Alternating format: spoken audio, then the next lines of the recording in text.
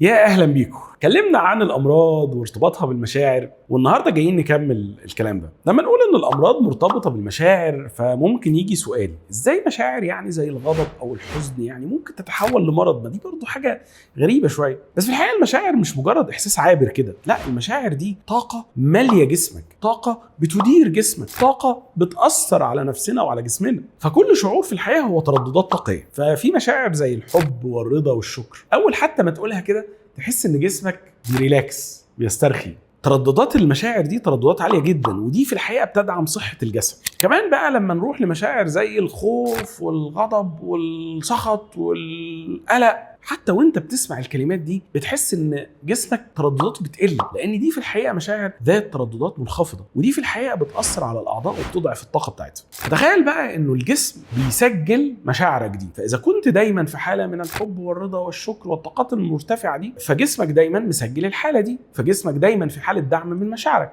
وعلى العكس تماما بقى، لو انت في حاله خوف وغضب وحزن وقلق، فالمشاعر دي هتتسجل جوه جسمك، وبدل ما تدعمه تضعفه. المشاعر لازم تتحرر، لانه المشاعر لما بتتكتم بتتحول لاعراض مرضيه. تخيل كده ان انت عندك خزان ميه، وكل يوم بتجيب كوبايه ميه كده مش نظيفه وتحطها جوه الخزان. شويه بشويه كل يوم تحط فيه كوبايه مش نظيفه، الخزان ده نفسه هيبوظ، مش تقدر تستخدم الميه بتاعته. عشان كده النفس والجسد علاقتهم بالمشاعر نفس علاقه كوبايه الميه الملوثه مع الخزان الكبير. صحيح في البدايه ممكن ما تحسش بالاثر، بس شويه بشويه هيبان الاثر على نفسك وجسدك، وهتحس ان كل يوم بتنام فيها بمشاعر سلبيه بتلوث جسمك، وبتصحى تاني يوم وانت ملوث في الداخل. خلينا ناخد مع بعض شويه امثله كده على مجموعه من الامراض والمشاعر المرتبطه بيها. خلينا دايما نتكلم انه الربط بين المشاعر والامراض العضويه ابدا عمره ما كان مدعاه لان حضرتك ما تروحش تشوف العرض وتطمن من دكتورك وتعرف بالظبط المشكله العضويه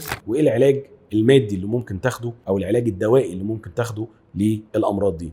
اللي احنا بنتكلم فيه انه المشاعر هي اصل الامراض، فحتى لو هتاخد علاج دوائي فلازم تحرر المشاعر المرتبطه بالمرض ده عشان يحصل تشافي اسرع، وعشان العلاج الدوائي يجيب معاك نتائج افضل. لو عندك مشاكل في الكبد فده معناه انك عندك شعور مرتبط بانك خايف وقلقان على اكل عيشك. المناطق اللي امراض الكبد متوطنه فيها هي مناطق دايما اهلها بيخافوا على اكل عيشهم. طبعا فاهمين. الحزن المتكرر دايما بيعمل مشاكل للرئه والمناعه، زي ما قلنا قبل كده ان الخوف والغصب بيعملوا توتر لأنسجة الجهاز الهضمي وخصوصا القولون. عدم قدرتك عن التعبير عن مشاعرك ده بيسبب مشاكل في ضغط الدم، وممكن توصل للمخ أحيانا وتعمل صداع.